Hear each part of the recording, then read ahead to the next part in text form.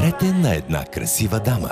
Здравейте, аз съм Соня Мембренио, на 27 години съм от Пловдив. Нищо, че името ми е странно и имам латино кръв, аз съм си българка.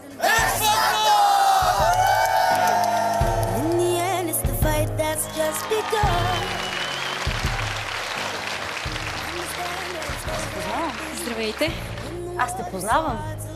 Айде! Аз тебе също. Това не е първият музикален формат, в който се явявам. Преди 6 години се явих на един друг такъв подобен, след който се влюбих в едно момче, който също беше участник, финалист в същия формат, македонец. С него заминах в неговата държава Македония.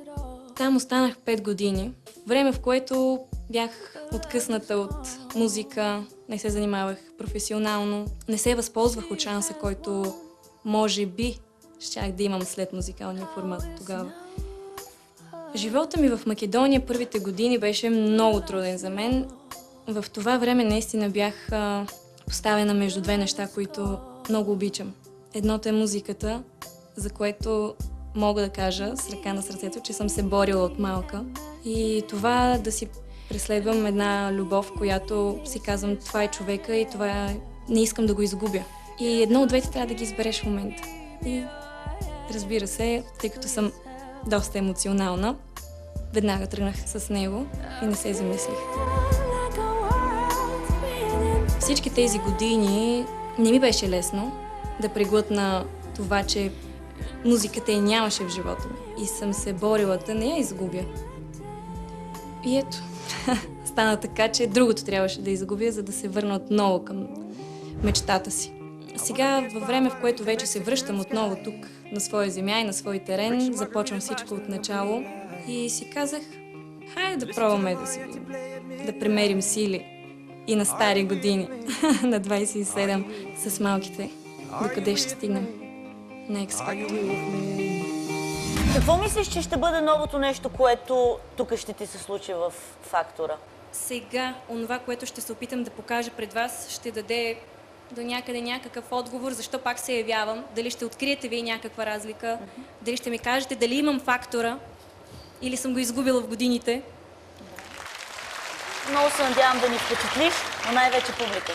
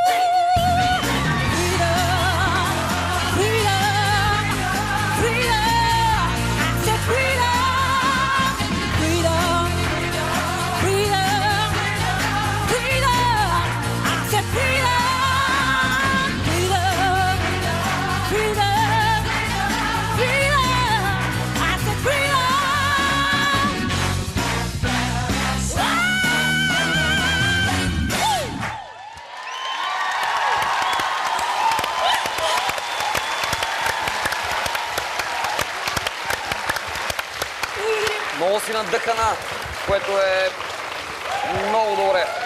Много харесвам такива хора. Самочувствие. Кажи сега, какво се е променило за тебе?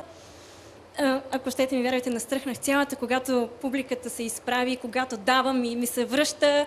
И това нещо не искам да го губя никога повече. Напълно знам какво ти изпитваш в този момент и много се радвам, че си обратно на сцената.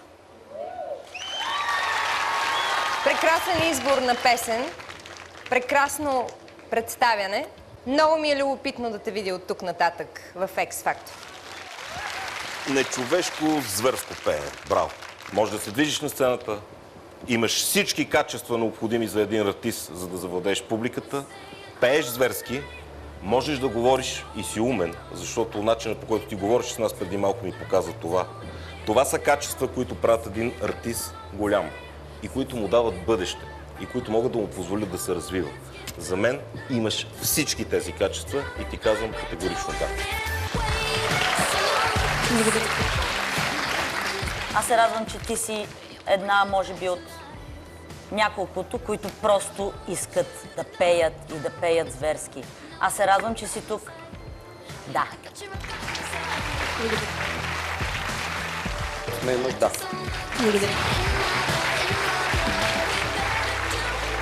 Соня, след всички тези суперлативи, аз пък ще ти кажа, че можеш много повече от това, което показа дори днес.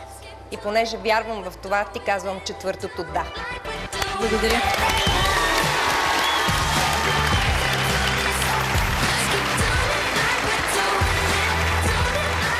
Ох, Соня, то не бе настръхване, не бе... Хиляда пъти настръхнах, хиляда пъти се подкосих. Сега те първа ще имаш възможност да го изживяваш това нещо.